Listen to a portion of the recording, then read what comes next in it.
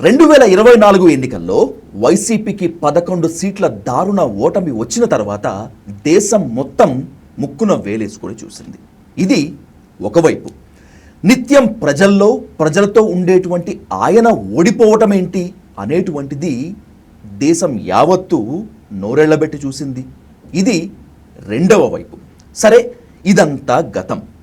ఇప్పటికిప్పుడు ఎన్నికలు జరిగితే ఏపీలో మేమే ప్రభుత్వాన్ని ఏర్పాటు చేస్తాం, అలా కాదనుకున్నా 2029 ఎన్నికల్లో మళ్ళీ మేమే అధికారంలోకి వస్తాం, జగన్ 2.0 చూపిస్తాం అనేటువంటిది వైసీపీ వాదన.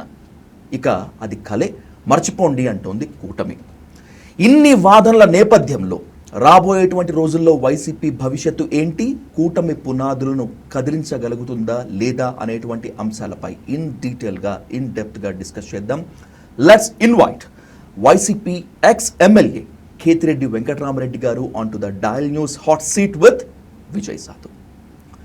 కేతిరెడ్డి అన్న, నమస్తే. Good morning Vijay. Thank you so much అన్న. ఫైన్ అన్న. ద మోస్ట్ అవైటింగ్ ఇంటర్వ్యూ అది. ఇది డైల్ న్యూస్కి సంబంధించి మాత్రమే కాదు, పర్సనల్గా నాకు కూడా. బికాజ్ ఎందుకంటే ట్రైడ్ అ లాట్, మాట్లాడుకున్నాం కానీ కుదరలేదన్న. బట్ ఐ ఇప్పుడు మాత్రం ది రా అండ్ రస్టిక్ టాక్ కావాలన్న. నో ఇష్యూ, మోస్ట్ వెల్కమ్ అన్న. Coming to the first question, మీరు ఓడిపోవటమే ఒక మిస్టరీ. ఓడిపోరు అనుకున్నారు, తక్కువ మెజారిటీతో ఓడిపోయారు. మీ దగ్గర నుంచి స్టార్ట్ చేస్తాను. ఓటమికి కారణాలు రియల్గా పోస్ట్ మార్టం చేసుకొని తెలుసుకున్నారా? 10 విధాలుగా కూడా చేసుకోవడం జరిగింది, పలు కోణాల్లో చేయడం జరిగింది. ఎండ్ ఆఫ్ ది డే వచ్చేకల్లా ఈవీఎం దగ్గర అయిపోతాను అనమాట.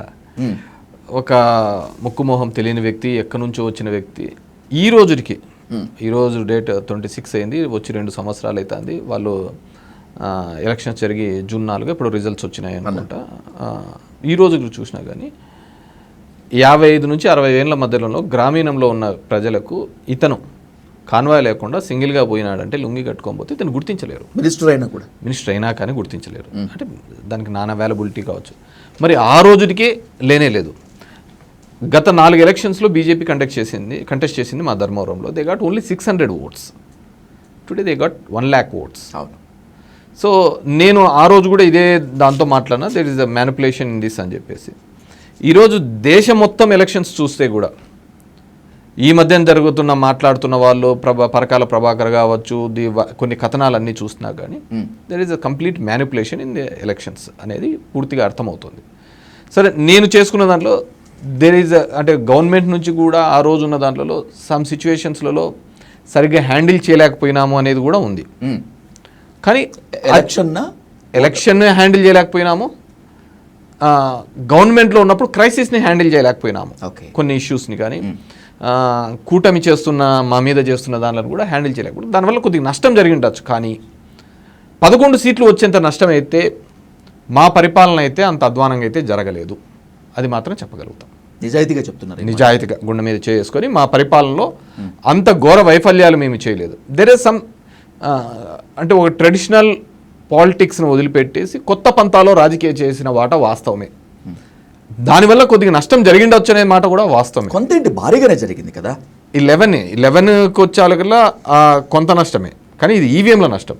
మా హ్యాండ్లింగ్ వల్ల నష్టం జరిగిండొచ్చు కొత్త, కానీ 11 వచ్చేంత నష్టం అయితే కాదు. ఆ పార్టీ నుంచి జరిగిన నష్టంలో అందరూ మాట్లాడుకునేది, లేకుంటే నేను మీరు మాట్లాడుకునేది ఏంటంటే వాలంటీర్ సిస్టమ్, ఒక ప్యారలల్ సిస్టమ్ తీసుకొని వచ్చి కార్యకర్తలకి పార్టీకి ఒక లింక్ అనేది మిస్ కావడం జరిగింది అనేది అందరికీ తెలిసిన విషయమే. అలాంటివి చాలా ఉన్నాయి. ఒక సిచ్యువేషన్ హ్యాండ్లింగ్ చేయడంలో కానీ దీనిలో కానీ కొన్ని తప్పిదాలు జరిగిండొచ్చు, కానీ 11 వచ్చేంత తప్పిదాలు అయితే మేము చేయలేదు. మనసులో ఏది పెట్టుకోరు, మీరు ఓపెన్గా మాట్లాడేస్తారు. ఎదుటి వాళ్ళు బాధపడ్డా నిజం మాత్రమే మాట్లాడతారు. మీరు ఇప్పుడు మాట్లాడుతున్నారు కదా, పార్టీ క్రైసిస్ మేనేజ్మెంట్లో కాస్త ఇబ్బంది పడింది, వదిలేసుకున్నారు అని చెప్పి. మీకు వచ్చినటువంటి ఈ మెచ్యూరిటీ, ఆల్రెడీ యువర్ మెచ్యూర్డ్, ఈ మెచ్యూరిటీ వైసీపీ అధిష్టానానికి మిగతా వాళ్ళందరికీ వచ్చిందా? అప్పుడు అంటారా ఇప్పుడు అంటారా? ఇప్పుడు డెఫినెట్గా వస్తుంది కదా. కరెక్షన్స్ చేసుకుంటూ పోవడమే పార్టీ కానీ లైఫ్ కానీ అనేది. డెఫినెట్గా ఆ కరెక్షన్స్ అయితే చేసుకుంటూ వస్తుంది. దానిలోనే కదా ఈరోజు పార్టీ సంస్థాగతంగా నిర్మించడానికి దగ్గర 18 లక్షలతో ఒక పార్టీ క్యాడర్ బేస్డ్ అనేది గ్రామ లెవెల్ నుంచి తీసుకొని రావడం జరుగుతుంది. అండ్ జగన్మోహన్ రెడ్డి గారు కూడా పలు సందర్భాల్లో పలు మీటింగ్లలో కూడా నెక్స్ట్ జగన్ 2-0 వచ్చి అది కార్యకర్తలు బేస్డ్గానే జరుగుతుంది తప్ప వేరే విధంగా జరగదు అనేది కూడా ఒక స్పష్టమైన కాన్ఫిడెన్స్ ఇచ్చే కార్యక్రమం చేస్తున్నాడు. అంటే దట్స్ చేంజ్. అండ్ రెగ్యులర్గా కూడా క్యాడర్కి సంబంధించిన అంశాల్లో కావచ్చు, దీనిలో పార్టీకి సంబంధించిన సంస్థాగతంగా కూడా కలవడం జరుగుతుంది. గతంలో లేని వ్యవహారం ఇప్పుడు కలవడం జరుగుతుంది అనమాట. Is a mass leader. అంటే జగన్మోహన్ రెడ్డి ఈరోజు రాష్ట్రంలో సినిమా గ్లామర్ వాళ్ళు తప్ప మిగతా వాళ్ళు పొలిటికల్గా గ్లామర్ ఉన్న వాళ్ళల్లో Jaganmohan Reddy is the only crowd puller in this 2 states. 2 స్టేట్స్లో కూడా అంత క్రౌడ్ పుల్లింగ్ చేసేది ఎవరైనా ఉన్నారు అంటే అది ఒక జగన్మోహన్ రెడ్డి. ఓన్లీ పొలిటికల్లోనే చూస్తే కనుక. సో మొదట వచ్చిన దానిలోకి లేకుంటే అధికారంలో ఉన్నప్పుడు కొన్ని సెక్షన్స్ని మేము అడ్రస్ చేయలేకపోయిన మాట వస్తాం. దానిలో మా కార్యకర్తలు అనే సెక్షన్ కూడా ఉంది. మేము జనానికి మేలు చేసే దిశగా ఆలోచించాము. ఆ జనంలోనే కార్యకర్తలు నాయకులు ఉంటారనే ఆలోచన చేసినాము. ఈ కార్యకర్తల్ని ఫోర్ ఫ్రంట్లో ముందర పెట్టుకొని చేపించాలి అనే దాని మీద విస్మరించిన మాట వాస్తవం. దాన్ని ఇప్పుడు రెక్టిఫై చేసుకుంటున్నాం. డైలీ ఒక 200-300 మెంబర్స్ని జగన్మోహన్ రెడ్డి కలుస్తున్నారు. ప్రభుత్వం గతంలో మేము చేసిన అతిపెద్ద పొరపాటు ఏంటంటే మేము చేసినవి చెప్పుకోలేకపోవడం, చంద్రబాబు చెప్పే అబద్ధాలను ఖండించలేకపోవడం. అది చాలా బిటర్ ఫెయిల్యూర్. దానికోసం ఇప్పుడు జగన్మోహన్ రెడ్డి ఆల్మోస్ట్ ఎవ్రీ 15 డేస్కి ఒక ప్రెస్ మీట్ పెట్టి దిస్ ఈజ్ ద థింగ్ మేము ఇవి చేశాము, ఇక్కడ ప్రభుత్వం నుంచి మేము ఆ రోజు చేసినవి ఈరోజు మీరు ఏ విధంగా క్రెడిట్ చోరీ చేస్తున్నారనే విషయాన్ని బలంగా గట్టిగా చెప్పగలుగుతున్నామండి. 2029 ఎన్నికల్లో వైసీపీ గనుక మళ్ళీ గెలిస్తే విధ్వంసం తప్పదు అని చెప్పి కూటమి బలంగా చెప్తుంది. ఒకవేళ నిజంగా ప్రజలు మళ్ళీ అది కనుక నమ్మితే అధికారంలోకి రావటం కలేనేమో. డెఫినెట్గా అండి. ఏ రాజకీయ పార్టీ కూడా నేను వచ్చినాక అధికారంలోకి వచ్చినాక సంపుకుంటా పోతాను అంటే ఏ పార్టీకి ఓట్లు వేయరు. అలా ఎప్పుడూ కానీ ఒక రాజకీయ నాయకుడు కానీ ఒక రాజకీయ పార్టీ కానీ ఆ విధంగా నడపబోదు కూడా. ఇన్ఫ్యాక్ట్ అందరికీ తెలిసినది ఇక్కడ ఎక్కడ జరుగుతోంది అంటే టీడీపీ కానీ జనసేన కానీ కూటమి కానీ ఒకటే ప్లే చేస్తుంది, విక్టిమ్ కార్డ్ ప్లే చేస్తున్నారు వాళ్ళు. మమ్మల్ని ఏదో అయిపోతానా, మేమేదో చేస్తున్నాం. నేను సింపుల్ థింగ్ చెప్తా. ఇదే Lokesh general secretary of TDP Yuvagalam padayatra చేస్తున్నప్పుడు ఆయన చెప్పిన సందర్భం ఏంది? ఎక్కడికి పోయినా కానీ ఎవరైనా కార్యకర్త వచ్చి ఇట్లా అన్నా అంటే ఎన్ని కేసులు ఉన్నాయి నీ మీద అంటాడు. First question he ask. ఏమంటాడు? నా మీద 4 పెట్టినా.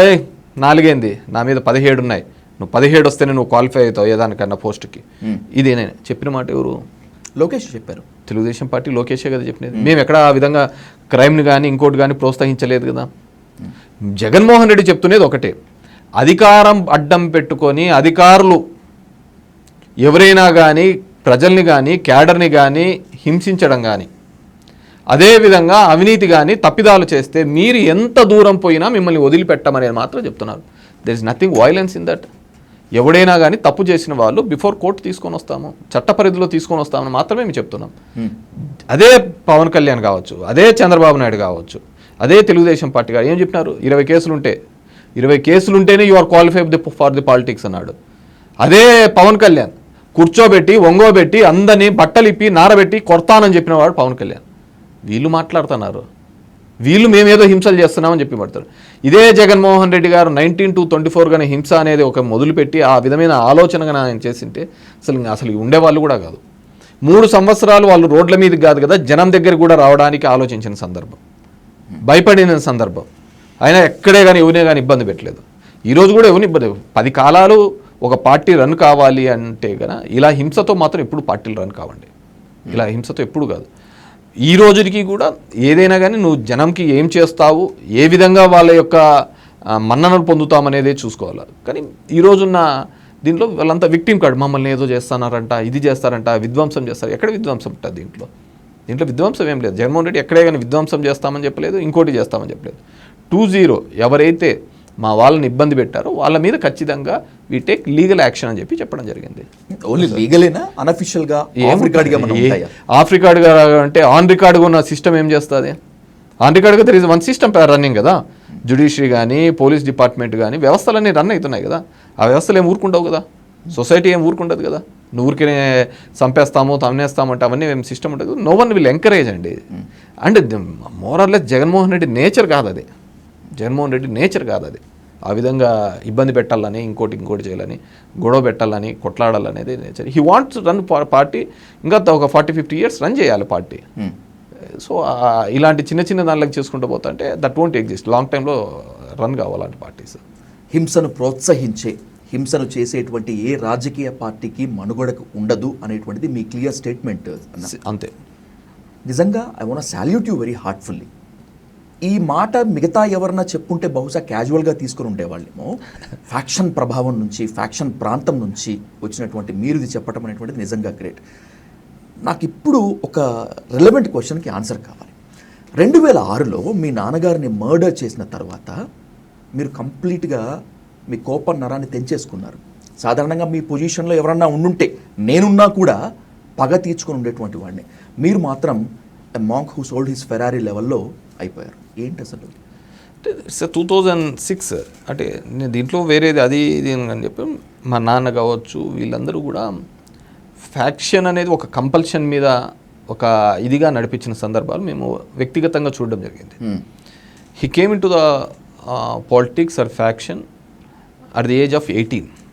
మా మా తాతగారు గారు అప్పటికి సమితి ప్రెసిడెంట్గా ఉండే.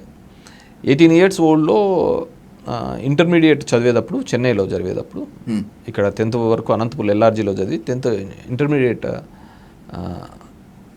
చెన్నైలో చదివేటప్పుడు ఫస్ట్ మర్డర్ కేసు అతని మీద కట్టడం జరిగింది. సో దాని ద్వారా తన ఎడ్యుకేషన్ స్పాయిల్ అయిపోయింది, తన లైఫ్ కూడా కంప్లీట్గా స్పాయిల్ అయిపోయి, అంటే స్పాయిల్ ఇన్ ద సెన్స్ ఫ్యాక్షన్లోకి రావడం జరిగాము. తర్వాత ఆ కేసుని అప్పుడున్న వాళ్ళు దానిలో నుంచి హీజ్ నాట్ దేర్ తీసివేసే కార్యక్రమం చేసి ఆ ఫ్యాక్షన్లోకి అలాగా రావడం జరిగింది. సో దాన్ని దృష్టిలో పెట్టుకొని నన్ను మొదటి నుంచి కూడా, నేను తాడిపత్రిలో చదివినప్పటికీ కూడా నేను హాస్టల్లోనే చదివేవాడిని. దాని తర్వాత నన్ను వివిధ దూర ప్రాంతాల్లో నా ఇంజనీరింగ్ అంతా కూడా ఈ రాజకీయాలకు దీనికి సందర్భం లేకుండా దూరంగానే పెంచడం జరిగింది. Because he knows the pain. ఎందుకంటే ఏ రోజు పీస్ఫుల్గా వాళ్ళు గడిపిన సందర్భం లేదు, ఏ రోజు హ్యాపీగా ఉన్న సందర్భం లేదు. ఏదో ఒక రోజు ఏదో ఒక సందర్భంలో ఒక ఫిక్షన్ నడుస్తూనే ఉండేది ప్రత్యర్థుల మధ్య. సో దట్ మేడ్ అనమాట. So this the not the life. ఒక పాలిటిక్స్ మీద ఫ్యాక్షన్ లేకుండా కేవలం పాలిటిక్స్ మీద ఉన్నా కానీ మా డాడ్ ఒక గుడ్ లైఫ్ ఉండేవాళ్ళు, ఒక మంచి ఇది ఉండేవాళ్ళు. సో ఆయన చాలా క్రైమ్స్లలో ఇన్వాల్వ్ అయినాడు, చాలా ఫ్యాక్షన్లో ఉన్నాడు. సో దట్ అక్కడికి ఇంకా ఫుల్ స్టాప్ కావాలి అనేది నేను అప్పుడులో తీసుకున్న నిర్ణయం. చాలా పెద్ద. సో ఒక ఉండేది ఫస్ట్ కొన్నాళ్ళు ఆ విధంగా ఆలోచించినాను, ఈ విధంగా ఎట్లా చంపిన వాళ్ళని ఇది ఇదని. దాని తర్వాత later on no this is not the life. So అలా మనతో పాటు ఆ ఫ్యాక్షన్ని కూడా దూరం పెట్టాలి అనే ఉద్దేశంతోనే నేను I took that decision that not to involve in and not to support or encourage the things కూడా. పగా ప్రతీకారాలు భవిష్యత్తుకు మంచిది కాదు అని చెప్పి మీరు ఒక గొప్ప డెసిషన్ తీసుకున్నారు. మీ వరకు ఓకే, మీ ప్రత్యర్థులు శత్రువులు కూడా తీసుకున్నారా? ఇబ్బంది పెట్టే ప్రయత్నం ఏం చేయలేదా? అట్లేం లేదండి, చేస్తూనే ఉన్నారు కదా, ఆ ఇబ్బందులు ఉంటానే ఉన్నాయి కదా. ఇప్పుడు అంటే నేను అక్కడ నుంచి నేను ధర్మవరంలో కంటెస్ట్ చేసినాను. తర్వాత మా చిన్నాన్న ఉన్నాడు. So he is facing those challenges. అక్కడ మా చిన్నాన్న తాడిపత్రిలో హీస్ ఫేసింగ్. మా ఫ్యాక్షన్ కానీ ఏది కానీ అంత తాడిపత్రి ఇన్ అండ్ అరౌండ్తోనే ముడిపడి ఉంది, కానీ ధర్మవరంతో ముడిపడి లేదు. ధర్మవరంలో ఇంతకుముందు ఎల్లనూరు, పుట్లూరు అనే మండలాలు ధర్మవరంకు ఉండేది, మా ఓన్ విలేజెస్. దాని తర్వాత సబ్సిక్వెంట్గా డిలిమిటేషన్ తర్వాత అవన్నింటినీ కూడా ఏవైతే నాకు చుట్టూ తిరిగే ఫ్యాక్షన్ వరల్డ్ ఏదైతే ఉందో అదంతా కూడా నా నియోజకవర్గానికి దూరం అయిపోయింది అదంతా. సో ఇప్పుడు ఆ జనరేషన్లో ఉన్న మా చిన్నాన్న వాళ్ళు ఇప్పటికీ ఇంకా గుర్రం మీద స్వారీ చేయాల్సిన పరిస్థితి వస్తుంది, ఆ పులి మీద స్వారీ చేయాల్సిన పరిస్థితి వస్తుంది అనుకోండి. ఫ్యాక్షన్ అనే దాని మీద స్వారీ చేయాల్సిన వస్తుంది. వాళ్ళు అటు ప్రత్యర్థులు కావచ్చు, వీళ్ళు కావచ్చు, అది వద్దు అనుకున్న రోజు నుంచి వాళ్ళు ఇబ్బంది పడతారు అంతే. So they are running. So నేను అసలు ఇంకా దాంట్లోనే లేను కాబట్టి నా దగ్గర నుంచి ఒక ఫుల్ స్టాప్ పెట్టేసి పక్కకు రావడం జరిగింది. తాడిపత్రి అంటే ఆంధ్రప్రదేశ్ రాజకీయాల్లో రావణ కాష్టం అంటున్నారు. కొన్ని సందర్భాలు దానికి సంఘటనలు కూడా దానికి సాక్ష్యంగా నిలుస్తున్నాయి. మీరు చాలా బాటమ్ ఆఫ్ ద హార్ట్ నుంచి మాట్లాడతారు కాబట్టి అడుగుతున్నానన్న, తాడిపత్రి రావణ కాష్టంలా రగలటానికి మీ చిన్నాయన కేతిరెడ్డి పెద్దారెడ్డి గారి పాత్ర చాలా కీలకం కాదా? అది ఈరోజు మేము వెలిగించిన రావణ కాష్టమైతే కాదు, ఒక 50 సంవత్సరాలుగా నుంచి ఆ ప్రాంతంలో మొట్టమొదటి నుంచి కూడా ఉంది. అది ఇప్పటి నుంచి మా అబ్బా రామిరెడ్డి టైం నుంచి సమితి ప్రెసిడెంట్గా ఉన్నాడు, దాని తర్వాత వచ్చినాడు. అదే కదా, ఆ రోజు నుంచి వాళ్ళ నుంచి మా నాన్నకు వచ్చింది, మా నాన్న నుంచి మా చిన్నాన్నకు వచ్చింది, అటువైపు వాళ్ళు చేసి వాళ్ళ దగ్గర నుంచి అలాగే ఉంది. అది రావణ కాష్టం అలాగే రగులుతూ ఉంటుంది. సో నెక్స్ట్ జనరేషన్ అన్నా మారుతారని మేము అనుకుంటున్నాము, hope for the best. So దానికి ఒకరి కారణం ఉండదు, అక్కడ వర్గపోరులో సంబంధించి మన వర్గాన్ని కాపాడుకోవాలి, వాళ్ళకు అన్ని విధాలుగా నిలబడాలి అని చెప్పేసి ఫ్యాక్షనిస్టులు అందరూ ఈ సినిమాల్లో చూపించినట్టు ఇదందరూ కూడా వెరీ సాడ్ అనమాట. ఏదో ఎక్స్టార్షన్ చేసుకొని భయపెట్టుకొని డబ్బులు వసూలు చేసుకోవడానికి ఫ్యాక్షనిస్టులు అని చెప్పుకునే వాళ్ళు ఈ తరంలో తయారైనారు. ఏదో ఒకటి రెండు క్రైమ్ చేయడము, ఆ క్రైముల ద్వారా నుంచి ఆ భయాన్ని చూపించి పంచాయతీలు చేసుకోవడం, డబ్బులు వసూలు చేసుకోవడం అనేది ఈ తరంలో తయారైన ఒక సిస్టమ్ అనమాట. కానీ పూర్వం ఆ తరంలో ఉండేది తన నమ్ముకున్న వాని కోసం, తన వర్గంలో ఉన్నవాని కోసం ఎంత దూరమైనా పోరాడి ఫైట్ చేసి వాని కోసం నష్టం వస్తే ఆ ఊరికి పోయి మనుషుల్ని పోయి నిలబెట్టి కొన్ని నెలలు ఆ కుటుంబాలకు అండగా నిలబడి నిలబెట్టిన సందర్భాలు ఫ్యాక్షన్ అనే సందర్భం. కానీ ఈరోజు ఫ్యాక్షన్ అలా లేదు. ఈరోజు ఫ్యాక్షన్ ఎలా ఉందంటే ఒకటి రెండు ఏదో క్రైమ్ చేస్తే నలుగురిని తన్నాలకల్లా వాడు లీడర్ అయిపోతాడు. లీడర్ అయిపోయినప్పటి నుంచి పంచాయతీల నుంచి వసూళ్ళు, ఆ డబ్బు ఆపేక్షం. కానీ ఆ రోజు జరిగినది అలా కాదు. ఇప్పుడు మేము రాజశేఖర రెడ్డి వర్గంగా ఉండేవాళ్ళం. మాకు అక్కడ అటువైపు నుంచి గొడవ ఉన్నప్పుడు ఇప్పుడు తెలుగుదేశంలో ఉన్న పొద్దుటూరులో ఉన్న వరదరాజు రెడ్డి ఎమ్మెల్యే, అట్లా 2-3 ఎమ్మెల్యేలు వచ్చి పోలీసులు ఆ రోజు ఆర్ఎన్బి మినిస్టర్ గాను ఇట్లా దివాకర్ రెడ్డి ఉండేవాడు, పోలీస్ హరాస్మెంట్ ఇట్లా ఉన్నప్పుడు వాళ్ళ ఎమ్మెల్యేలు వచ్చి అక్కడ నిలబడి ఉండేవాళ్ళు, ఇంట్లోనే ఉండేవాళ్ళు నెలలు ఎక్కడికి పోకుండా. 2-3 ఎమ్మెల్యేలు వచ్చి నెలలు ఉండేవాళ్ళు. ఎందుకంటే ఆ గుంపును ప్రొటెక్ట్ చేయడానికి, ఎందుకంటే క్రైమ్ చేసింటారు, మేమంతా ఎక్కడికో ఎస్కేప్ అయి ఉంటారు, అంతా ఉండడం కోసమని. ఆ విధంగా చాలా మటుకు కూడా ఇప్పుడు ఎక్కడైనా కానీ ఎవరికైనా బంధుత్వాలు చేసుకున్నారనుకోండి, వాళ్ళకి ఏదైనా ఇబ్బంది జరిగితే వాళ్ళు ఇక్కడికి వచ్చి సంవత్సరాల తరపున షెల్టర్ తీసుకునేవాళ్ళు. మేము అక్కడికి పోయినప్పుడు వాళ్ళకి ఏదైనా ఇబ్బంది జరిగినప్పుడు జనాలను వేసుకొని పోయి అక్కడ వాళ్ళ కోసం పోరాడు. ఆ రోజు ఒక మనిషికి అండగా నిలబడ్డమే చాలా గొప్పగా ఉండేవాళ్ళు, అలా ఫీల్ అయ్యేవాళ్ళు. కానీ ఇప్పుడున్న పాలిటిక్స్ అంతా ఎవడు డబ్బులు ఎక్కువ ఇస్తాడా, ఎవడెక్కడ ఉన్నాడా, ఏం కాంట్రాక్ట్లు ఇస్తాడు అనే పద్ధతికి పోయింది. ఎప్పుడైతే రాజకీయాల్లో కార్పొరేట్ అండ్ కులం ఈ రెండు ఆధారితంగా కూడా టికెట్లు ఇవ్వడం అనేది అన్ని రాజకీయ పార్టీలు మొదలుపెట్టాయో ఆ రోజే రాజకీయాలకున్న విలువ వెళ్ళిపోయిందండి. ఓకే, అంతే, అయిపోయింది. దాంట్లో ఎవడు ఎక్కువ ఓట్లు ఉన్నాయని వాళ్ళకు టికెట్లు ఇవ్వడం, ఎవడు ఎక్కువ డబ్బులు ఖర్చు పెడతాడనుకునే వాళ్ళకు టికెట్లు ఇవ్వడంతో దెర్ ఇస్ నథింగ్, ప్రజాసేవని కానీ ఇంకోటి కానీ మాట్లాడేవనే పద్ధతి మారిపోయింది అనమాట. ఇప్పుడంటే టీడీపీ, జనసేన, బీజేపీకి అఫీషియల్గా అలైస్. వైసీపీ వరకు వస్తే మాత్రం బీజేపీకి రహస్య మిత్రుడు అనేటువంటిది ఓపెన్గానే మాట్లాడుకుంటూ ఉంటారు. సరే, ఇది ఆరోపణ అనుకున్నా కూడా లోక్సభలో, రాజ్యసభలో బీజేపీ ప్రవేశపెట్టినటువంటి బిల్లులకు వాళ్ళు అడక్కపోయినా కూడా వైసీపీ వెళ్ళి మద్దతు ఇచ్చి వాళ్ళని గెలిపించారు. I want ask you very clearly, బీజేపీతో వైసీపీకి క్లియర్ కట్గా మాట్లాడాలనుకుంటే మోదీకి, జగన్మోహన్ రెడ్డికి మధ్య ఉన్నటువంటి సంబంధం ఏంటి? మాకు బీజేపీతో శత్రుత్వం అయితే లేదు, అది మాత్రం క్లియర్. అంటే చాలా ప్లాట్ఫామ్స్లో కూడా చెప్పడం జరిగింది జగన్మోహన్ రెడ్డి గారు, మాతో విభేదాలు లేవు, మాది ఒక చిన్న రీజనల్ పార్టీ, ఒక ఆంధ్రప్రదేశ్కి సంబంధించి మేమేదో మొత్తం అంతా ప్రపంచం అంతా కంక్వైర్ చేయాలని ఇది కూడా లేదు. సో మా స్టేట్స్ వరకు మేము చూస్తూ ఉంటామని. అండ్ మేము ఇచ్చిన సపోర్టింగ్ కూడా కండిషనల్ సపోర్ట్సే ఇచ్చినాం. అంటే ఏదైతే ఈ దేశ ప్రజలకు కావచ్చు దీనికి కానీ ఉపయోగపడుతుందో అది మాత్రం ఇవ్వడం జరిగింది. మొన్న కూడా ఇచ్చే కార్యక్రమం ఎందుకు చేసినాము, ఈ డీలిమిటేషన్ కార్యక్రమంలో ఎందుకు చేసినాము అంటే, సో 50% పెంచుతాము అంటున్నారు కాబట్టి we have supported that. Otherwise మేము సపోర్ట్ చేసేవాళ్ళం కాదు. ఎందుకంటే 2026 పాపులేషన్ సెన్సస్ ప్రకారం అయితే సదరన్ పార్ట్కి నష్టం జరుగుతుంది, అది ఎవరు అనుకున్నా కానీ 50% పెంచితే ఆ నష్టం ఉండదు అనేది. కానీ ఆ బిల్లులో కొన్ని టెక్నికాలిటీస్, అది ఎంత నెంబర్ పెంచుతుందో ఆ బిల్లులో సరిగ్గా లేకపోవడంతో అది వీగిపోయింది. So we have to. So మేము ఏది చేసినా కానీ సబ్జెక్టు కండిషనల్ సపోర్ట్సే ఇస్తున్నామే తప్ప అబ్జల్యూట్గా ఎక్కడే కాదు ప్రతిదానికి మీ పార్టీలో మేము భాగము అన్నట్టుగా ఎక్కడ ఇచ్చిన దాఖలాలు లేవండి. ఏపీలో కూటమి అధికారంలోకి వచ్చిన తర్వాత ఖచ్చితంగా జగన్మోహన్ రెడ్డిని అరెస్ట్ చేస్తారు అని చెప్పి అందరూ ఫిక్స్ అయ్యారు. టీడీపీ క్యాడర్ బలంగా నమ్మింది, జనసేన బలంగా నమ్మింది, ఒక అఫీషియల్ ప్రెజర్ కూడా పెట్టింది. కట్ చేస్తే అసలు జగన్మోహన్ రెడ్డి గారి జోలికే వెళ్ళటం లేదు. మోదీకి, జగన్మోహన్ రెడ్డికి మధ్య ఉన్న అపారమైన ప్రేమే జైల్లోకి నెట్టకుండా ఆపుతుందా? అంటే మీరు చెప్పేదాని ప్రకారం ఈ దేశ న్యాయ వ్యవస్థను కేంద్ర ప్రభుత్వం డిక్టేట్ చేస్తుందంటారా? మీరు నన్ను డిఫెన్స్లో లేదు కదా, మోడీ వీళ్ళు ఈ న్యాయ వ్యవస్థను డిక్టేట్ చేసి జడ్జిలతో చెప్పి జగన్మోహన్ రెడ్డిని జైల్లో ఏపీలేదనేదా చంద్రబాబు యొక్క వాదన? లేకుంటే మాకు జడ్జిలంతా అనుకూలమైనారనా? ఏదో రెండే ఉండాలి కదా. మాకు జ్యుడిషియరీ అన్నా మాకు అనుకూలమే ఉండాలి, లేకుంటే జ్యుడిషియరీ అంతా వాళ్ళ కంట్రోల్లో. కానీ ఓపెన్ గా మాట్లాడుకుంటే కేంద్రం తలుచుకుంటే ఈడీ రైడ్లు అవుతాయి, సిబిఐ రైడ్లు అవుతాయి, లేకపోతే ఉపా కేసులు పడతాయి, ఎన్ఐఏ దాడులు చేస్తుంది, జరుగుతాయి. ఇప్పుడు మా మీద ఎందుకు జరగటం లేదనుకుంటున్నారు? అదే కదా అడిగేది. జరగలేదని ఎందుకు అనుకుంటారో, జరుగుతున్నాయి కదా. ఎందుకు లిక్కర్ కేసులో మొన్న కూడా ఈడీ వచ్చింది కదా అన్ని దానిల మీద. ఈడీ వచ్చింది అన్ని దానిల మీద వచ్చి ఈడీ వచ్చింది. లిక్కర్ కేసులో అన్ని దానిల మీద రైట్స్ జరిగినాయి, వెరిఫై చేసినారు, అన్నీ చేసినారు. డెఫినెట్గా ఈ దేశంలో మీరు నేను అనుకున్నట్టుగా ఒకవేళ ఆ ముసుగు తీసి మాట్లాడితే గన అన్ని వ్యవస్థలు కరప్టెడ్ అయినాయి. కేవలం పొలిటికల్ వ్యవస్థను మాత్రమే ఎప్పుడు ఎత్తి చూపుతున్న ఈ సమాజం, ఒక పెద్ద కారు వేసుకుంటానే మా డబ్బులు దానే తిని మా ద్వారానే బతుకుతున్నాడు అనే కొన్ని సమాజంలో ఎగ్జిక్యూటివ్ అలాగే ఉంది. మీరు నేను అనుకున్నా లేదనుకున్నా కానీ నాకెవరో పెట్టారు ఈ తెలుగు రాష్ట్రాల్లో ఒక 1000 కోట్లు తీసుకొని వచ్చే ఒక 100 మంది ఉంటారు ఆఫీసర్స్, ఎగ్జిక్యూటివ్ ఆఫీసర్స్ అని అంటారు. ఎప్పటికైనా కానీ కావాలంటే వాళ్ళకంటే ఎమ్మెల్యేలో చూపిమండి, లేదంటే ప్రజాప్రతినిధులు అంత డబ్బులు ఉన్న వాళ్ళని చూపిమండి, చూపిలేరు.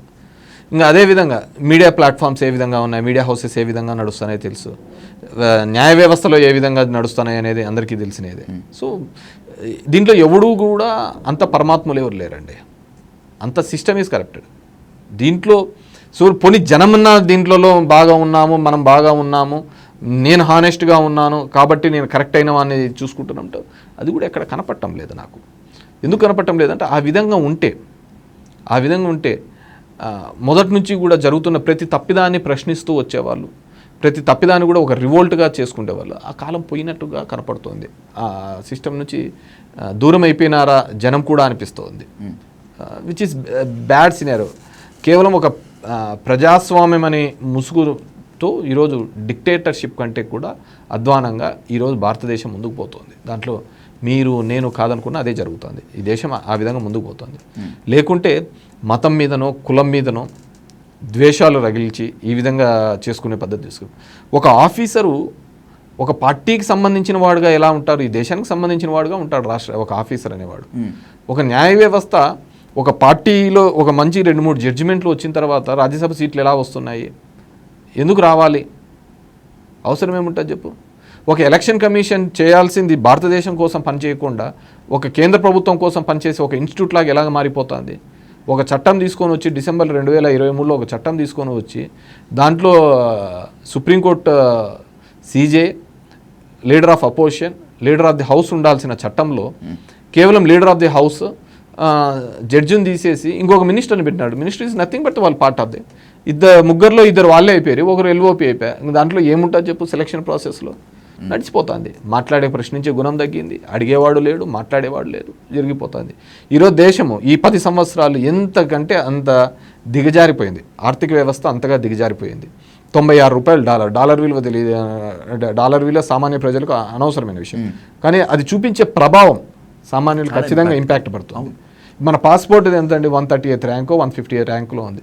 పక్కన కెన్యాది ఉందండి 68 ర్యాంకులో. ఏం చేసుకోవడానికి చెప్పండి. మనం ఏదో ఊరికే విశ్వగురువు అని దేశానికంతా మనం ఇచ్చే సందేశాలే మొత్తం మూలం అనుకుంటే ఎట్లయితే అంటది.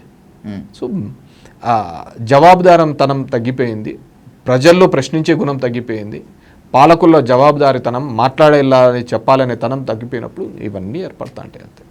We are in dictator society. ఒక మతం అనే ముసుగులో మనం అంతా కూడా బతుకుతాం. It's a bitter truth. ఒకవేళ వైఎస్ జగన్మోహన్ రెడ్డిని అరెస్ట్ చేస్తే వైసీపీకి మైలేజ్ వస్తుందా, డ్యామేజ్ జరుగుతుందా? మీరు అరెస్ట్ అనే దానికి సింపుల్ థింగ్ చెప్తా. జగన్మోహన్ రెడ్డి మీద గతంలో పెట్టిన కేసులలో ఏ దానిలకు కూడా అరెస్ట్కు సంబంధించినంత కేసులు కాదు. ఆ రోజుల్లో ఆ 7 years అనే సెక్షను ఈరోజు 7 years అనే సెక్షన్ కింద 41 నోటీస్ ఇస్తే చాలు. ఓకే. సో నిన్న కూడా సుప్రీంకోర్టు ఒక జడ్జిమెంట్ చూసింటారు. అరెస్ట్ అనేది కంపల్సరీ ఉన్నప్పుడు ఇది చేసే ప్రక్రియ తప్ప అది రెగ్యులర్గా చేయాల్సిన అవసరం లేని అనే ప్రక్రియ. సో మీరు అంటున్నట్టు ఆయన అరెస్ట్ చేయడం అనేది జరగని పరిస్థితి, వీళ్ళు ఎంత గీ కొట్టుకున్నా జరగని పరిస్థితి. ఒకటి అంశం అయితే రాజకీయాలు ఎప్పుడే కానీ అతను లేకుంటే ఇంక ఎవడు ఉండడు అనేది ఎప్పుడు అబద్ధమైన విషయం. అది గుర్తుపెట్టుకోండి. చాలామంది కూడా ఒకరిని ఇప్పుడు నా కుటుంబంలో చూస్తే సూర్యుని చంపితే ఇంకెవరు ఉండరు అని అనుకున్నారు, కానీ 2 వచ్చినాం కదా.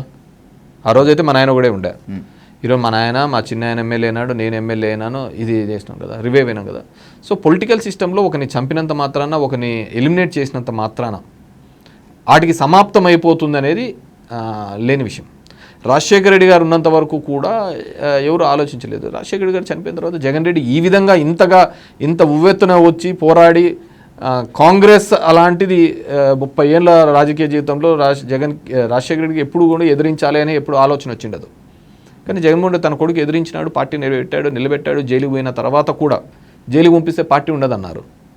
తర్వాత 5 సంవత్సరాలు లేదు, తర్వాత రివైవ్ అయ్యి పార్టీ పెట్టాడు లేదా. ఇప్పుడు 11 సీట్లు వచ్చిన తర్వాత జగన్మోహన్ రెడ్డి ఎక్కడున్నాడు అన్నాడు. మరి ఏ రోజైనా సరే ఈ 2 సంవత్సరాల్లో బ్యానర్ ఐటంలో కావచ్చు, చంద్రబాబు మాట్లాడే మాటలు కావచ్చు, పవన్ కళ్యాణ్ మాట్లాడే మాటలు కావచ్చు, లోకేష్ మాట్లాడే మాటల్లో కానీ జగన్ మాట పేరెత్తకుండా ఒక మీటింగ్ పెట్టమని చెప్పండి. అతను లేకుంటే 11 సీట్లతోనే అతను అంతమైపోయి ఉంటే అతను తలుచుకోవాల్సిన అవసరం ఏముంది? అతను తలుచుకోవాల్సిన అవసరం లేదు కదా. వెన్ యు ఆర్ ఆ పర్సన్ లేడు, రాజకీయాల నుంచి జీరో అయిపోయినాడు అనుకుంటే అతని గురించి మాట్లాడాల్సిన అవసరం లేదు. రోజుకి 20 సార్లు ఒక్కొక్కటి తలుచుకుందే నిద్ర రాదు వాళ్ళకు. ఒకవేళ అతను తలుచుకోలేదనుకో, అతను ఏం చేస్తున్నాడు అనే దానికి నిద్ర లేని రాత్రులు గడిపిన వాళ్ళు వీళ్ళంతా. అతను వస్తే ఏమైపోతుందో అని నిద్ర లేని రాత్రులు గడిపి ఈరోజు పవన్ కళ్యాణ్ పొద్దున్న లేచిన మేము 15 ఏళ్ళు ఆడిపోం 15 ఏళ్ళు ఆడిపోవడం ఎందుకు చెప్తున్నాడు? జగన్మోహన్ రెడ్డి అనే ఒక భయాన్ని వాళ్ళు నిద్రలేని రాత్రులు చేస్తున్నారు. రాజశేఖరుడు లేకపోతే ఈ ఆంధ్రప్రదేశ్ రాజకీయ చరిత్రలో 50 సంవత్సరాలు ప్రతిపక్షంగాను పాలకపక్షంగాను అంతా తన చుట్టే రాజకీయం తిప్పుకున్నాడు. అలాంటి ఒక వ్యక్తి లేకపోయేగా శూన్యం అనుకున్నారు. కానీ వచ్చారు కదా. సిస్టంలో అతను లేకుంటే అనేది ఉండదండి. డెఫినెట్గా సమ్మన్ వీళ్ళు ఎమర్జ్ అంతే. ఆ రోజు ఎవరు ఎమర్జ్ అవుతారనే తర్వాత విషయం. కానీ అమరావతిపై లేనిపోని అవాకులు చెవాకులు పెరగటము, మావిగన్ లాంటి తలాతోకలేని కాన్సెప్ట్ని తెర మీద తీసుకొచ్చి వైసీపీ తన మరణ శాసనాన్ని తాను రాసుకుంటుందని చెప్పి కూటమి నేతలు మాత్రమే కాదు, పొలిటికల్ విశ్లేషకులు కూడా అంటారు. ఏం చెప్పండి దాంట్లో. మా ఆలోచన ఏంటంటే ప్లాన్ ఏ 3 ప్రాంతాల్లో జరగాలి అని చెప్పేసి. ఇక్కడ ఉన్న అసెంబ్లీ వల్ల ఈ ప్రాంతం డెవలప్ కాలేదు. ఇక్కడున్న సెక్రటేరియట్ వల్ల ఈ ప్రాంతం వల్ల డెవలప్ కాలేదు. హైదరాబాద్ హైదరాబాద్ కాదు, ఏ ప్రాంతమైనా అండి. నేను సింపుల్ అండి, మీరు అంతగా చెప్తున్నారు. విజయవాడ ఉంది, మచిలీపట్నం ఉంది. కృష్ణా జిల్లాకు గతంలో ఏదండి హెడ్ క్వార్టర్స్? ఏది? మచిలీపట్నం. కానీ విజయవాడే కదా డెవలప్మెంట్.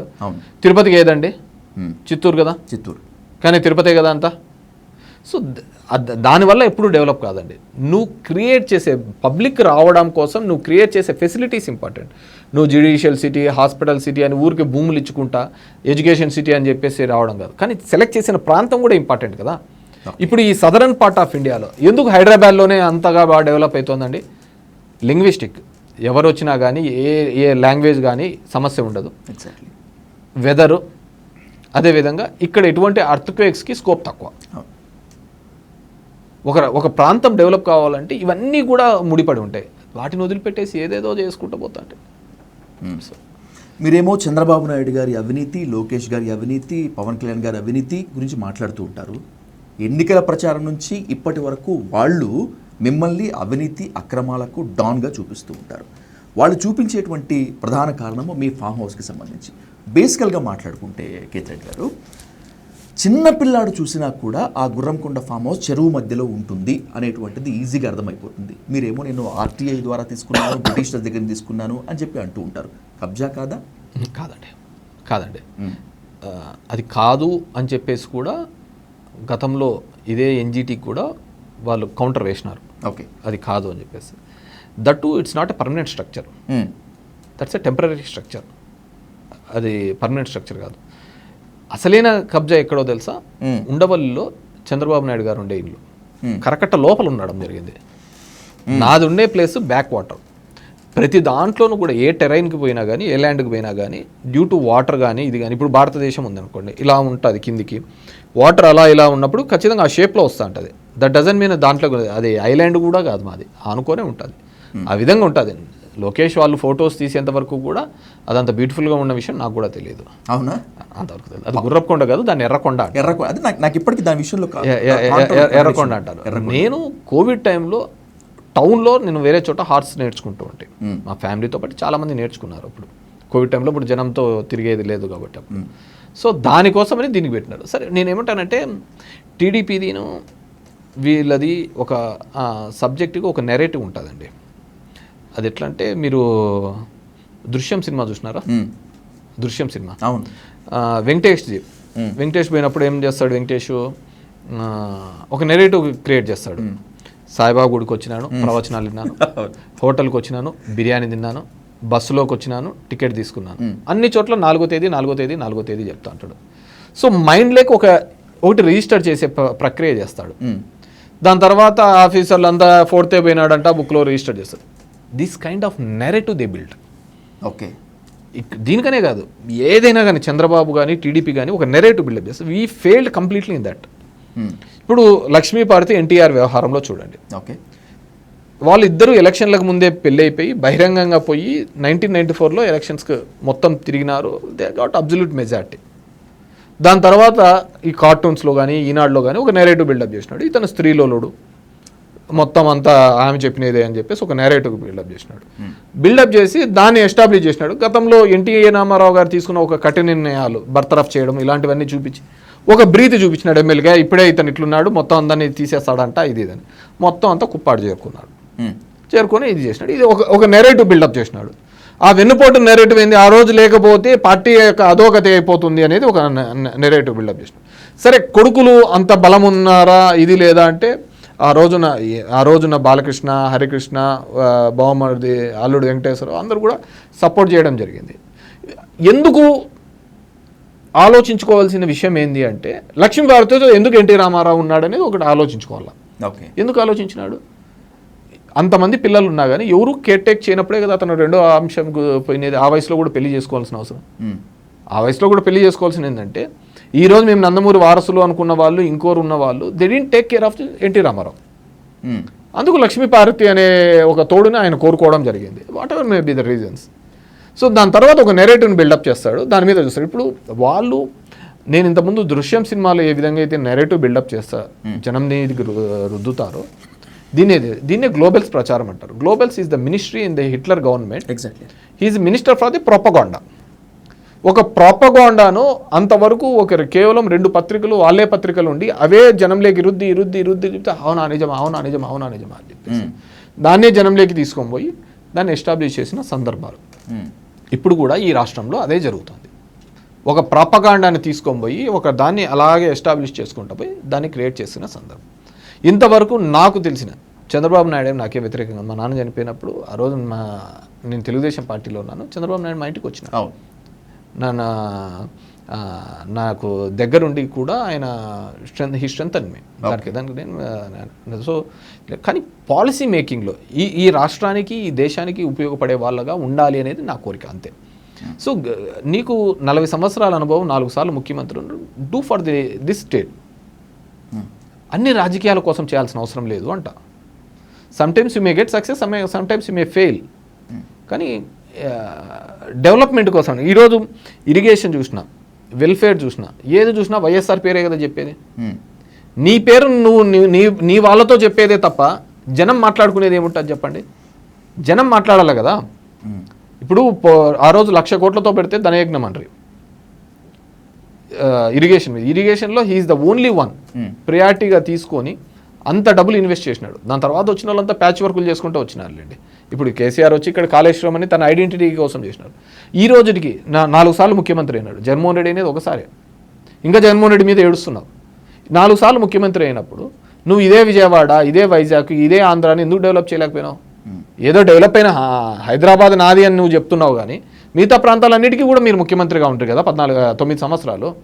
ఆ ప్రాంతం అంతా కూడా నేనే డెవలప్ చేసినాను ఎందుకు చెప్పలేకపోతున్నారు? Because you didn't. నువ్వు ఇనిషియేట్ తీసుకోలేకపోయినారు. అదే రాజశేఖర రెడ్డి గారు వచ్చినప్పుడు చాలా ఇనిషియేట్ తీసుకున్నాడు. అగ్రికల్చర్ని ప్రియారిటీగా తీసుకున్నాడు, ఇరిగేషన్ని ప్రియారిటీగా తీసుకున్నాడు. ఐటీ ఎక్స్పోర్ట్స్ ఆయన టెన్యూర్లోనే ఎక్కువగా జరిగినాయి. ఇలా నెంబర్ ఆఫ్ సెక్షన్స్ని, డిఫరెంట్ సెక్టార్స్ని ఆయన అకామిడేట్ చేయడం జరిగింది. మీరు అది అకామిడేట్ చేసుకోలేక కేవలం ఈ రోజున 60,000 కోట్ల రూపాయలు అమరావతిలో పైప్ లైన్లో పెట్టినారు టెండర్స్. 40,000 కోట్లకు టెండర్లు అయిపోయినాయి. 60,000 కోట్లకు చేస్తారు. ఏం చేయాలనుకుంటున్నారు? ఈ రాష్ట్ర సంపదను అంతా తీసుకొని పోయి అక్కడ పెట్టి అప్పు మాత్రం మొత్తం రాష్ట్రానికి పనిచేస్తున్నారు మీరు. ఎవరు సాటిస్ఫైడ్గా ఉన్నారు? నువ్వు తప్ప ఎవరైనా సాటిస్ఫైడ్ ఉన్నారా? ఆ రోజు మేము టెండర్స్ పిలిస్తే రివర్స్ టెండర్స్ పెడతా అంటే ఎందుకంటే ఎక్సెస్ ఇవ్వకూడదని. ఈరోజు ఎక్సెస్ డబ్బులు ఇస్తున్నాం కాంట్రాక్టర్లకు. మీరు ఎప్పుడు కూడా కొన్ని సెక్షన్ ఆఫ్ ది పీపుల్కి మెయిల్ చేసి వాళ్ళ వల్ల పొలిటికల్ గెయిన్స్ పొంది అది జీవితకాలం మీకు మీ పార్టీకి అండగా నిలబడే ఒక ప్రయత్నం చేస్తున్నారు. మీకు సింపుల్ థింగ్ చెప్తాను, ఈయన ఎంత విజనరీ అంటున్నారు కదా, మన కోస్తా ఆంధ్రాలో రిలయన్స్ రిఫైనరీస్ ఉన్నాయి, ఎక్కడ పోతుంది గ్యాస్ చెప్పండి? ఏమైనా మన తెలుగు రాష్ట్రాల్లో ఎక్కడైనా కానీ ఇంతైనా గ్యాస్ ఇస్తున్నారు వాళ్ళు? దే ఆర్ క్యారింగ్ సమ్వేర్ కదా. అవును. మరి నీ అంత విజనరీ ఉన్నప్పుడు మన స్టేట్ యొక్క బెనిఫిట్స్ ఎందుకు నువ్వు చూసుకోలేదు పోయినావు? ఇవన్నీ కూడా మనం మాట్లాడుతా అంటే ఊరికనే ఒక సెక్షన్ ఆఫ్ ది వీళ్ళతో కామెంట్ చేయడం. మీ స్థితి చూడండి, మీరు అవతలలో మాట్లాడదు కదా, మీ కుటుంబ పరిస్థితి ఏమైనా మెరుగుపడిందా, లేకుంటే మీ కాలనీస్ మెరుగుపడినాయా, మీ ఊరు మెరుగుపడిందా, బాగుపడిందా అని. 4 రోడ్లతో కాదు అభివృద్ధి అండి, 4 రోడ్లతో 4 పెద్ద బిల్డింగ్లతో ఎక్కడ అభివృద్ధి కాదు. స్టాండర్డ్ ఆఫ్ లివింగ్ పెంచితే అభివృద్ధి అవుతుంది. ఈరోజు నిన్న పవన్ కళ్యాణ్ గారు చూశాను మీటింగ్లో, నేను పార్టీ పెట్టినది దానికోసం కాదు, నన్ను ఏమైనా చేస్తారా, నా పార్టీ నుంచి వెళ్ళిపోయినారు. వెళ్ళిపోవాలంటే నువ్వు కాన్ఫిడెన్స్ ఇవ్వలేకపోయినావు. నా పార్టీ నుంచి కూడా డబ్బుల కోసం వెళ్ళే వాళ్ళు ఉంటారు, ఇంకో దానికోసం ఉంటారు. కానీ సిద్ధాంతాల మీద నడిచే వాళ్ళు ఉండాల. సిద్ధాంతాల మీద నువ్వు కట్టుబడి, ఇప్పుడు అదేంది పుష్పలో చూసి ఉంటాం, పుష్పలో చూసినప్పుడు వాడు కాలు మీద కాలు వేసుకో ఉంటాడు, అల్లు అర్జున్ కాలు మీద కాలు వేసుకో ఉంటాడు. పుష్ప కాలు మీద కాలు వేసుకుంటే కేశవ అట్లా పోయేటప్పుడు చూస్తాడు, తీయడు. ఏంద్రా తీయలేదు అంటే ఈ కాలు నాదే ఈ కాలు నాదే అంటాడు. వాడు ఏదో ఇన్స్పైర్ అయిపోతాడు కేశవ, పని చేస్తే నీ దగ్గర పని చేయి, నీ దగ్గరే పని చేస్తాను అని చెప్పేసి ఇన్స్పైర్ అవుతాడు. ఈరోజు జన సైనికులది అదే. ఇతను చెగువేరే ఫొటోస్, ఈ ఫొటోస్ అన్ని చూసారు కల్లా ఇతను ఏదో పెద్ద పొడుచాడులో అది ఇది చేస్తాడులే ఇది ఇదని వాళ్ళంతా ఫీల్ అయినారు. కేశవ కూడా పుష్పాన్ని అట్లే నమ్మినాడు. నువ్వు ఏదో ఒక రోజు పెద్దోను పొడుచావు స్వామి, నీ దగ్గరే పని చేస్తాను స్వామి అని చెప్పేసి. పెద్దోని పొడుచా అంటే ఆయన దగ్గర పోయి పొడుచాను, ఈ కేశవకు తెలియదు కదా. పుష్ప సినిమాలో అయినట్టు అవుతాడేమో అనుకున్నాడు జన సైనికులు, కానీ ఈరోజు అలా కాలే కదా. పోయి చంద్రబాబు దగ్గర ఉన్నాడు, దానికి పార్టీ పెట్టడం ఎలా? దానికి మీరు పార్టీ పెట్టడం ఎందుకు? కులం అంతా కూడా నాకు చేయండి ఈసారి నేను నిలబడతాను నన్ను ముఖ్యమంత్రిగా అని చెప్పి, నేను ముఖ్యమంత్రిగా రేస్లోనే లేనన్నాడు మన అయితే అన్నాడు. మళ్ళీ 19లో ఏమో నన్ను ఎందుకు చేయరు మీరు ముఖ్యమంత్రి అంటాడు. ప్రశ్న సమాధానం రెండు ఆయన దగ్గరే ఉంటాయి. జన సైనికులు జారిపోతారు, ఎక్కువ కాలం ఉండరు అనేటువంటి భయంతోనేనా అమిత్ షా దగ్గరికి వెళ్ళి జగన్మోహన్ రెడ్డిని అరెస్ట్ చేయాల్సిందే అని చెప్పి పవన్ కళ్యాణ్ అన్నది? నేను సింపుల్ థింగ్ చెప్తా, ఈ తెలుగు రాష్ట్రాల్లో ఈ 2 సంవత్సరాలు గవర్నమెంట్ వచ్చిన తర్వాత వైసీపీ వాళ్ళను ఎంత ఇబ్బంది పడినారో, ఓకే వాళ్ళకు కొద్ది దాడుల వల్ల ఇబ్బంది పడి ఉండొచ్చు, కానీ విత్ ఇన్ ద పార్టీ ఉండి ఈరోజు జన సైనికులు కూడా అంత ఇబ్బంది పడుతున్నారు. రాజకీయాల్లో అన్ని డబ్బుల కోసమే జరగండి, ఆత్మాభిమానం కోసం కూడా ఉంటుంది. నేను నమ్మిన పార్టీ, నేను గెలిపించిన పార్టీలో నాకు దక్కే గౌరవం ఇదే అని ఈరోజు జనసేనలో ఉన్న ప్రతి ఒక్కరు బాధపడుతున్నారు. చెప్పుకోలేని పరిస్థితి. ఎందుకంటే నేను నమ్మిన లీడర్ అలా తయారవుతాడు, ఒక సిద్ధాంతాల పరంగా ఉంటాడు. నేను 15 ఏళ్ళు నువ్వే ఉండాలి, 15 ఏళ్ళు నువ్వే ఎందుకు పార్టీ పెట్టాలి? కానీ కొన్ని చోట్ల బర్స్ట్ అవుట్ అవుతున్నారు జనసేన. కొన్నిసార్లు బర్స్ట్ అయితే అంటే సస్పెండ్ చేస్తున్నాడు కదా ఈయన. అది నిజమే. బర్స్ట్ అయిన వాళ్ళను సస్పెండ్ చేస్తున్నాడు కదా. నువ్వు ప్రశ్నిస్తావన్న పార్టీని ప్రశ్నిస్తా అంటే లేదు. ఇప్పుడు నేను విజయ్తో కంపేర్ దానిలకు దీనిలకు కంపేర్ చేయొద్దండి, దానిలోకి ఏదో కుక్కల హడావిడని. కుక్కల హడావిడ ఎట్లయితే అది ఏడో బెంగాల్లో గెలిస్తే నువ్వు ఇక్కడ ట్విట్టర్ పెట్టినావు కదా, దాన్ని ఏం హడావిడ అంటారు? బెంగాల్లో గెలిస్తే మీరు ఇక్కడ ట్విట్టర్లో పెట్టారు కదా.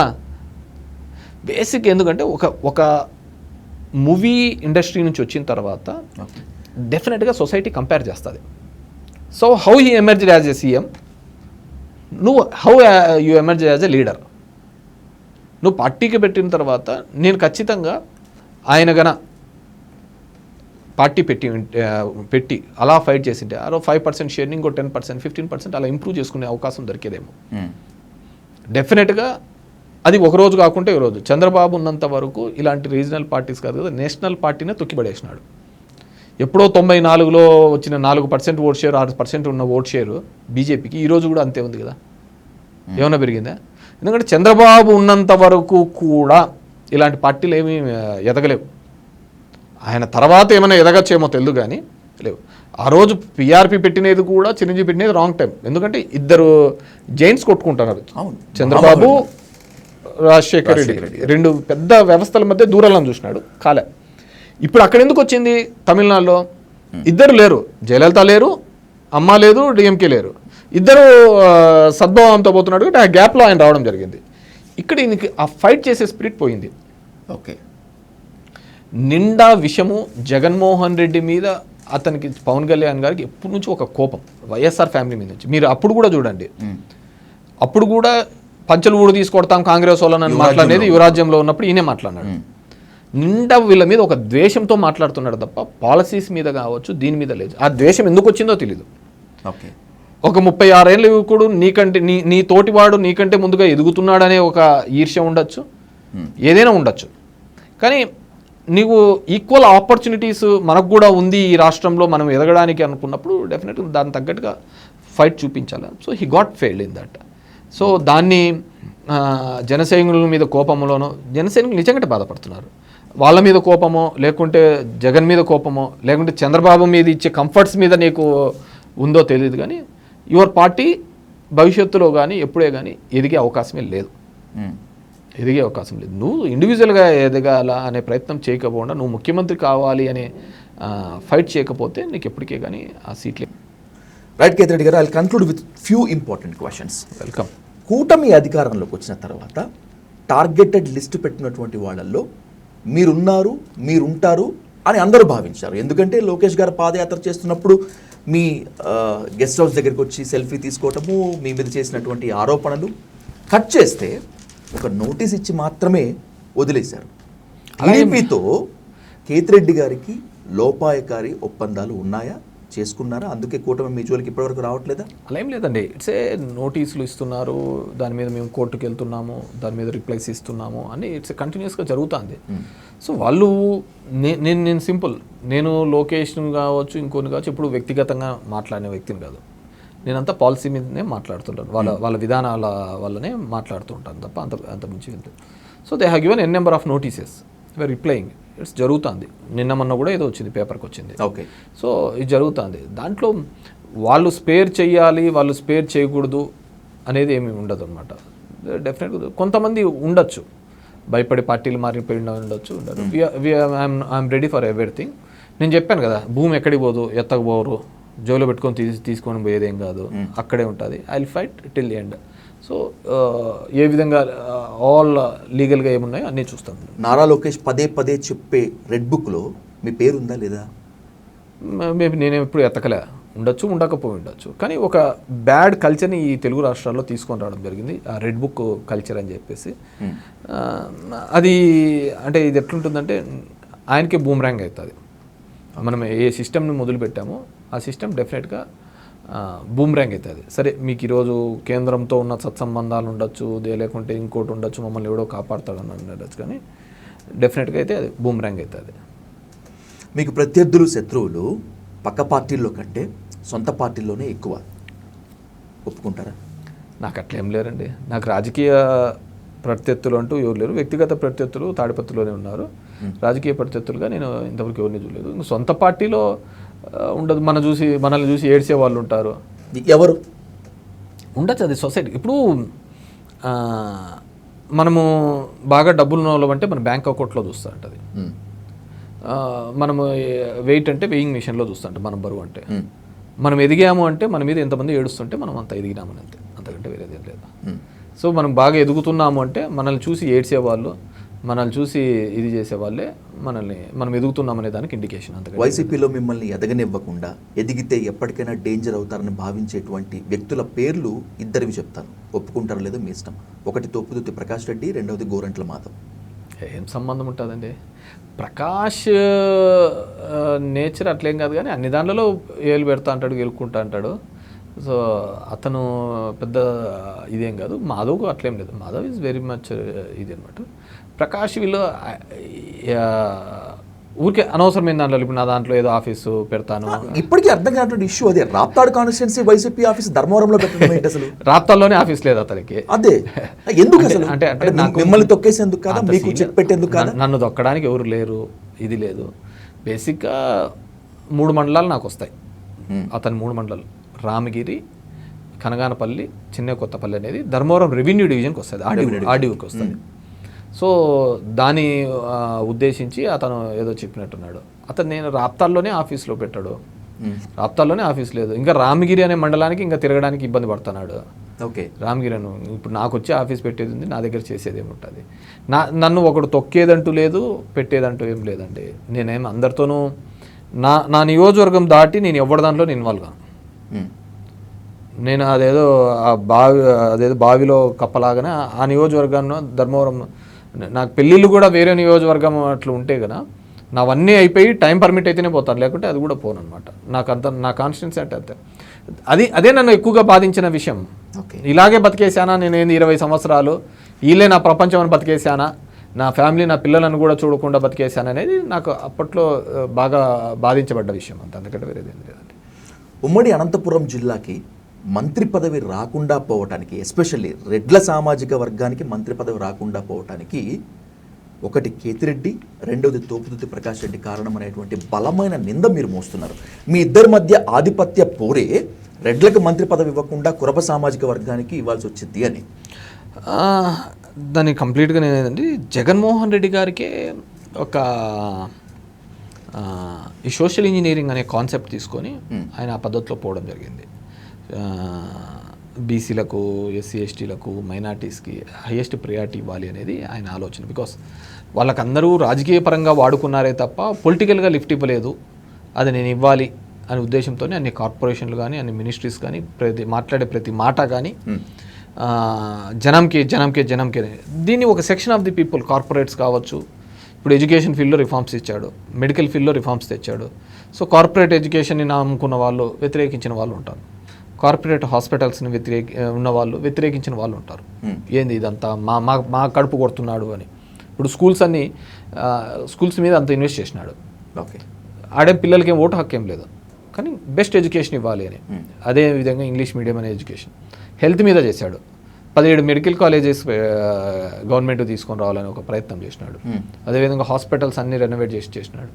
దీనివల్ల ఇప్పటి నుంచో ఈ రెండు సిస్టమ్స్ చాలా శాసిస్తాయి కార్పొరేట్స్, ఒకటి education and medical and health.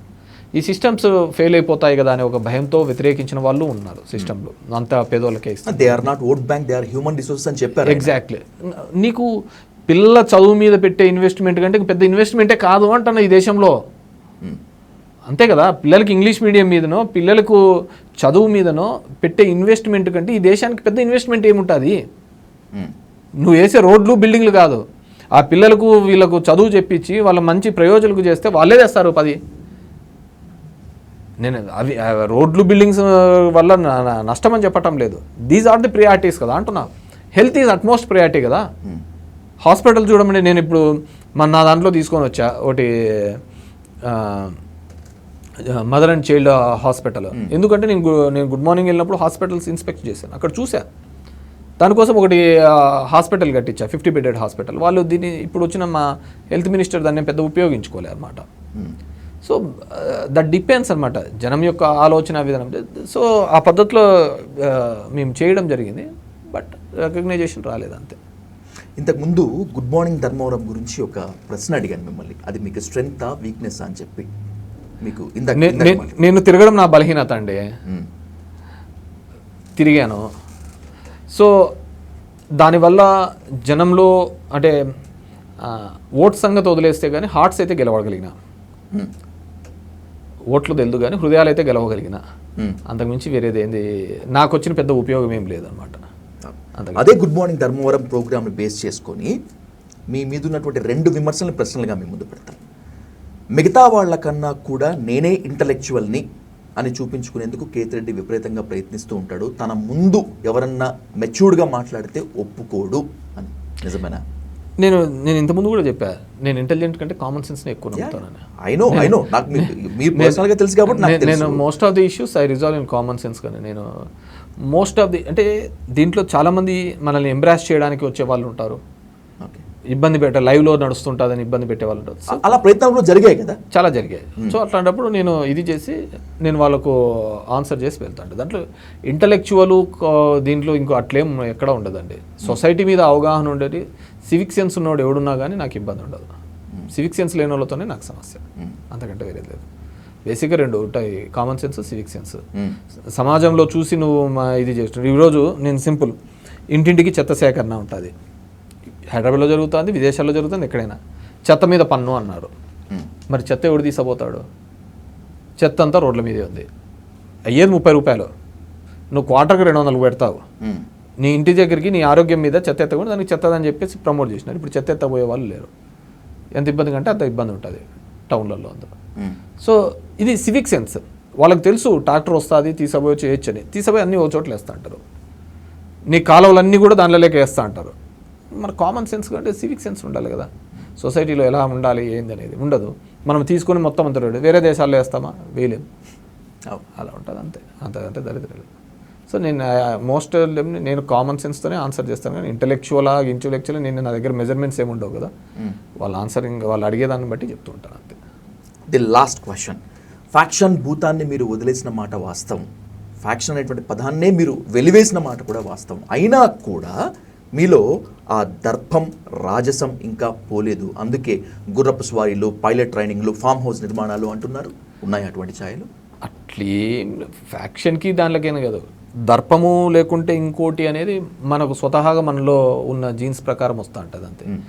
Faction లేకుంటే దాని మీద అది తీసివేయాలి అనేది మన ఆలోచన విధానంలో వస్తూ ఉంటుంది. సో దీంట్లో నా స్వభావం ఒకటి ఉంటుంది, నా ఆలోచన విధానం ఒకటి ఉంటుంది. నా ఆలోచన విధానంలో ఒకదాన్ని దూరంగా ఉంచాలి, దాన్ని అంటకూడదు ఇంకా అనేది నా ఆలోచన విధానం. సో నా నడవడిక, నా ఇది అనేది నా స్వభావం అంతే. అంతకంటే Kethireddy Reddy garu, you are the most intelligent and matured young politician. ఇది మీరు ఒప్పుకోకపోయినా కూడా చాలామంది చెప్తారు, నేను కూడా కొంతవరకు ఒప్పుకుంటాను. మీ అభిమానులు మీరు ఓడిపోయారని బాధపడటంలో తప్పులేదు. బట్ చాలామంది జర్నలిస్టులు, పొలిటికల్ విశ్లేషకులు మీరు ఓడిపోవటాన్ని చాలామంది జీర్ణించుకోలేకపోయారు. రాబోయేటువంటి రోజుల్లో ఎన్నికలు సమీపిస్తున్న తరుణంలో మళ్ళీ కూర్చుందాం, రాజకీయ రాష్ట్ర పరిణామాలపై మళ్ళీ ఖచ్చితంగా మాట్లాడుకుందాం. ఎందుకు ఆ విధంగా వచ్చింది అంటే, అరే జనం దగ్గరికి పోయి జనంతో మాట్లాడి జనంతో ప్రశ్న వాళ్ళ సాల్వ్ చేసినా కానీ ఎందుకు ఓడిపోవాల్సి వచ్చింది? వాట్ పబ్లిక్ నీడ్, జనానికి ఏం కావాలి అనే దాంట్లో ఇట్స్ బిగ్ క్వశ్చన్ మార్క్. ఇప్పుడు జనం దగ్గరికి వెళ్తే ఓట్లు వేస్తారా? జనంకి ఏం కంఫర్ట్ ఇస్తే ఓట్లు ఇస్తారు? అది ఇతను చెప్పిన పథకాల కంటే ఎక్కువ చెప్తే పథకాలతో ఇస్తాడా, లేకుంటే పథకాలు ఇస్తామని ఒక మభ్యపెట్టి ఒక ప్రపంచంలోకి తీసుకొని పోతే చేస్తామా అనేది చూసుకోవాలి. సో నేను అనుకోవడం, మనం మామూలుగా ఏదైనా తినేటప్పుడు స్వీట్గా తింటే ఆ టేస్ట్ బర్డ్స్కి ఎంత బాగా హ్యాపీగా ఫీల్ అవుతామో, నేను అనుకోవడం పబ్లిక్కి చెవులకు ఎంత హ్యాపీగా కంఫర్ట్గా వినపడుతుంటే దే ఫీల్ హ్యాపీ. ఓకే, దాని తర్వాత చేస్తాము లేదనే తర్వాత అనవసరమైన విషయం, అంతకంటే వేరేది ఏంది లేదు. What I learn. సో పబ్లిక్కి అది చంద్రబాబు నాయుడు బాగా నేర్చుకున్నాడు. ఆ సందర్భానికి తగ్గట్టుగా అది అవుతుందా లేదా అనే తర్వాత విషయం. ముందు ప్లెజెంట్గా వినపడేటట్లు, కంఫర్ట్గా సాటిస్ఫై అయ్యే విధంగా చెప్తూ పోతుంటే చాలు అనేది ఆయన నేర్చుకున్నాడు. సో ప్రజల్ని ఇంకా 4 సంవత్సరాలైనా నేను చంద్రబాబును తప్పే పట్టను. It's mistake of people. Not 1 time, 2 time, 3 time, it's 4th time. Okay, everyone knows that Chandrababu Naidu garu ఎప్పుడు కూడా మాట మీద నిలబడ్డు అని అందరికీ తెలిసినది. Okay, but they are voting. ఆయన అదే చెప్తున్నాడు, ఆయన వింటున్నారు, చేస్తున్నారు. ఇట్స్ మిస్టేక్ ఆఫ్ పీపుల్, అంతకంటే వేరేదే లేదు. I'll wait for the moment. మళ్ళీ మీతో కూర్చునేందుకు, ఇంత ఓపెన్గా మాట్లాడేందుకు మళ్ళీ మీకోసం వెయిట్ చేస్తానన్నా. Thank you so much. Thank you much. Thank you.